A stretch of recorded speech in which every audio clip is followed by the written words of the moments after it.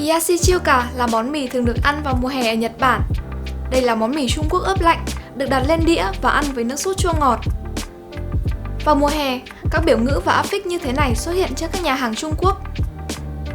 Và đó là một trong những truyền thống mùa hè ở Nhật Bản. Mì trong tiếng Nhật được gọi là men.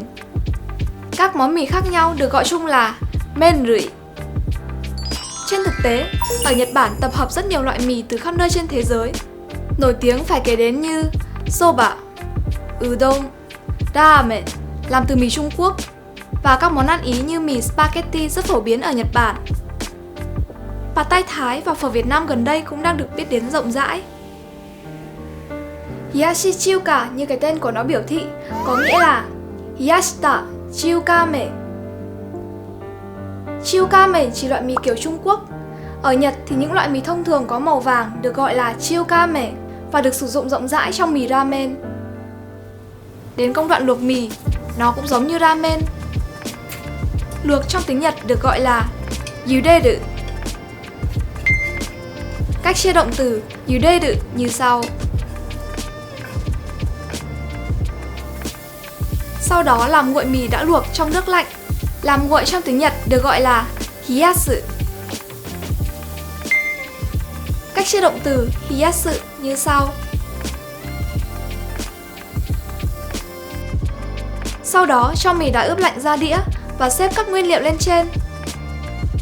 Các thành phần thường được sử dụng cho món mì lạnh của Trung Quốc bao gồm trứng chiên, tamagoyaki, dưa chuột, kyuri, gừng đỏ ngâm giấm, benishoga, thịt nguội, hamu. Các thành phần này thường được cắt thành miếng mỏng. Cuối cùng ăn kèm với nước mắm chua ngọt. Sử dụng một ít mù tạt nếu bạn thích. Đối với những bạn muốn thử tự làm, đây là cách làm nước sốt chua ngọt siêu dễ.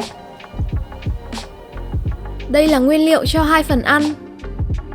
Giấm, sư 50ml, nước tương, shoyu 40ml, nước, mizu 25ml, đường, sato 大さじ1.5, dầu mè, goma abura 小さじ半分.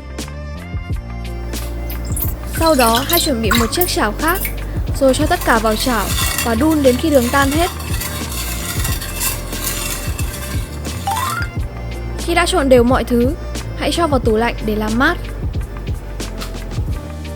Nếu tự làm tại nhà, bạn nên làm nước sốt trước. Quy trình làm nước sốt này rất đơn giản, vì vậy hãy tự tra cứu công thức và làm thử theo nhiều cách khác nhau.